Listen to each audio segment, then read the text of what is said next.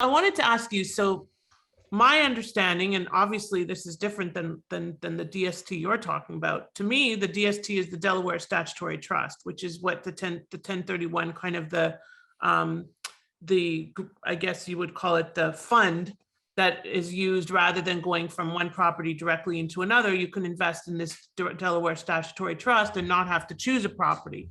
What is, now you mentioned deferred, what is it called? Deferred Sales Trust. Yeah. So tell me about that. Yeah, I'm gonna use And an how in the world does it have the same acronym? I know. What are the odds, right? That's really weird. That's confusing. We got to do something. It totally is confusing, and I'm gonna try to make it really simple for you right now. So there's, you remember Blockbuster, right?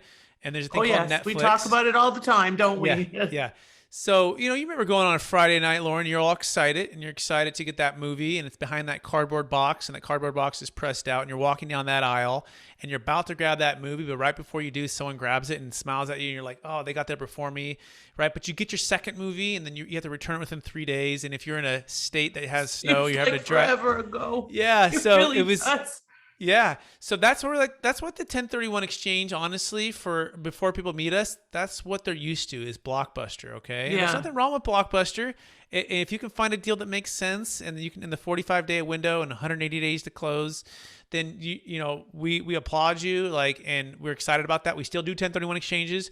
We've closed Delaware Statutory Trust, but we also have Netflix Deferred Sales Trust, right? And by the way, a Delaware 1031 is simply Is it actually Netflix branded? No, we're not, but I like to use that as a simple analogy to keep, because it can get tax can get a little dry, a little complex. I want to make it real simple. So the Delaware Statutory Trust is just a Hollywood video. So it's just the side movie store. It's the second video store. It's just 1031, right? Which it does have its place. Every tool has its place, but the Deferred Sales Trust is like Netflix, and there's no timing restrictions. You can sell real estate high, buy it low. You can go into stocks, bonds, mutual funds. You can go into hard money lending. You don't have to do like-kind replacement property. You can pay off all of your debt. Okay, and once you understand this, and I'll tell a deal story right now to bring this to life, you literally probably will never go back to Blockbuster ever again, okay? In fact, a gentleman... It would be challenging, especially now, too. Yeah, it'd be challenging, right? Especially with the very high values, very low inventory, all of a lot of money chasing the same deals, cap rates that have compressed to 3% and 4%, and rents that honestly have been pressed up these last couple of years. So there's not a lot of juice left on a lot of these deals. But that being said, the Deferred Sales Trust, a gentleman in 2006, and this is the one deal, once you understand this, it's what started my company. It's what gave me the vision and the propellant to start my company and go all in on this. This gentleman, he's worth a couple $100 million. He's selling a $20 million property across the street from the Minnesota Vikings Stadium, and he's looking at a huge capital gains tax. And it's 2006, and he's looking around for a 1031, and he can see nothing that makes any sense, kind of like right now. He thought something could potentially happen. He didn't know 2008 was going to happen like the way it did, but he's like, something could happen. So he sold high at $20 million. And his point was either I'm not going to overpay, I'm either going to pay the tax, or I'm going to try this new Netflix thing out that he had never heard of before. He'd done 1031 exchanges his entire life. This guy hates the stock market, loves investment real estate. He's made a lot of money. For the first time, he sold and he deferred all the tax using the Deferred Sales Trust. Now, he parked it in very conservative stocks, bonds, mutual funds, investment grade securities, not subject to huge losses that the stock market had. Basically parked it on the sidelines, okay? Kept his powder dry. 5 years later, the bank calls him up and says, hey, that property is sold to that 1031 buyer out of California for that really high price? He says, yeah. He goes, well, we just foreclosed on him. He couldn't make the payments. And we're just curious, do you want to buy it back from us? It seems like a logical thing. You used to own the property. And he goes, well, maybe what's the price?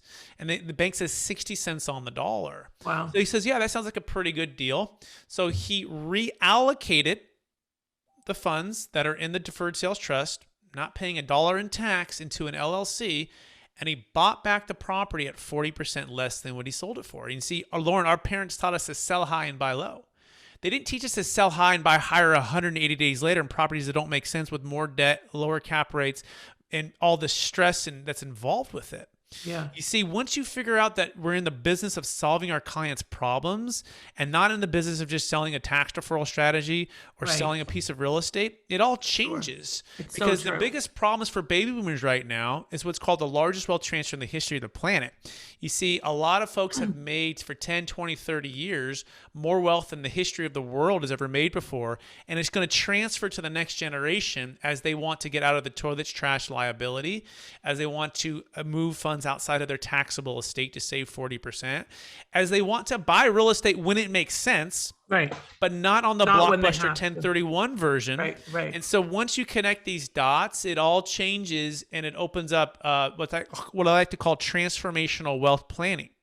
Not just transactional blockbuster planning, but transformational and giving liquidity, diversification, timing, which time is the number one way to build wealth, is timing on the buy and timing on the sell. All tax deferred. Absolutely. Okay, so I'll pause there. Make sure that makes sense, Lauren. You have just listened to another information-packed episode of Capital Gains Tax Solutions with Brett Swarts. We hope you enjoyed today's show and found it helpful. Visit capitalgainstaxsolutions.com to access the show notes and to access more resources. Don't forget to leave a review and join us again next time.